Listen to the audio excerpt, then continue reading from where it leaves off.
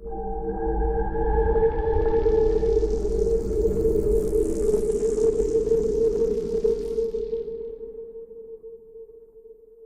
evening, y'all, and welcome back to the Campfire.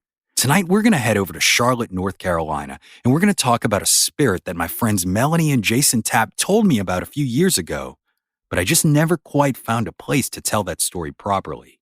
So I figured let's just go ahead and do that tonight. I'm going to tell you about the ghost of a Revolutionary War hero named General Davidson. On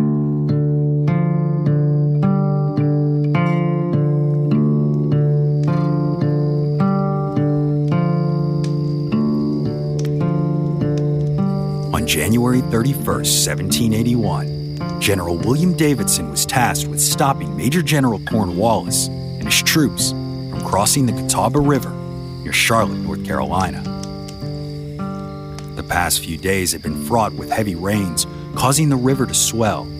But after delaying for some time and hoping that the conditions would improve, the British general felt he could wait no longer, or else he might miss his chance to finally take out Major General Nathaniel Greene and his men. The pair had been playing a game of cat and mouse for several months as Cornwallis pressed into North Carolina, and Greene was severely outmanned, so his strategy included slowing down the British with small skirmishes, gradually picking off their numbers. So on this fateful day, he ordered General William Davidson to spread his men out at the various fords along the river and slow the British army from crossing before he and General Morgan rode off to accompany the rest of their men. That night, Cornwallis ordered his men to, quote, make every possible demonstration by cannonading and otherwise of an intention to force a passage at Beatty's Ford. The purpose was to mislead Davidson, and it worked. The following morning, Cornwallis sent his men headfirst into the high waters of the Catawba River at Cowans Ford, south of where Davidson had expected them to cross. So the American militiamen scrambled to pick off as many British as they could while they crossed the river. But there were thousands, and once the redcoats reached the bank and were able to form a firing line, there was little that the Americans could do to stop them.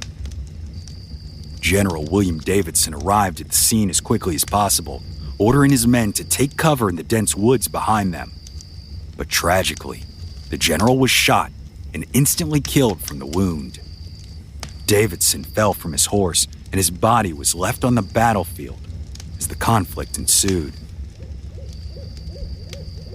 Later that night, Davidson's men returned to find him, but they were horrified to discover that the British had taken everything they could from their fallen leader, stripped him of his clothing, and left him lying there naked on the cold, wet battlefield. Now, some say that there was a reason for the seemingly sadistic act, that the British wanted to inspire fear into these men who were rebelling against the crown. But whatever the reason was, we don't know.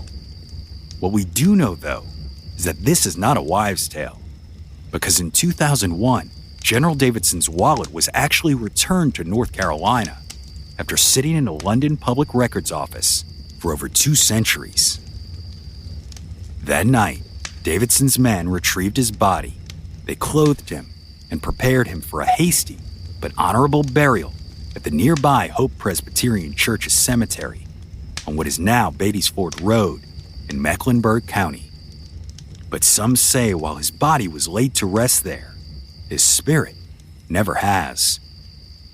According to local lore, every February 1st, on the anniversary of his untimely death, the general rides again.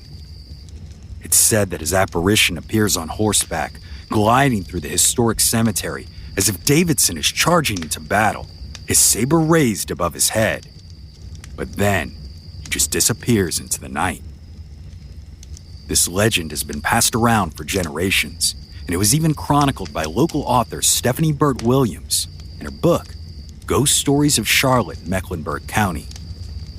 But not too long ago, our friend Melanie Tapp of Spooky CLT told us that she believes she may have encountered the spirit as well. Melanie claims that while driving down Beatty's Ford Road one winter night, she had to slam on her brakes at the sight of something entering the road just outside of the Hopewell Church. At first, she thought it might be a deer. After all, it is a heavily wooded area. However, upon further inspection, it was clear that what she had come face to face with was a misty white apparition of the size of a man sitting horseback. Although she wasn't able to make out any distinguishing features to help her figure out who or even what had crossed the road in front of her, she couldn't shake the experience, and to this day believes that this ghostly encounter was with the spirit of General Davidson. My name is Brandon Schexnayder, and you are listening to Southern Gothic.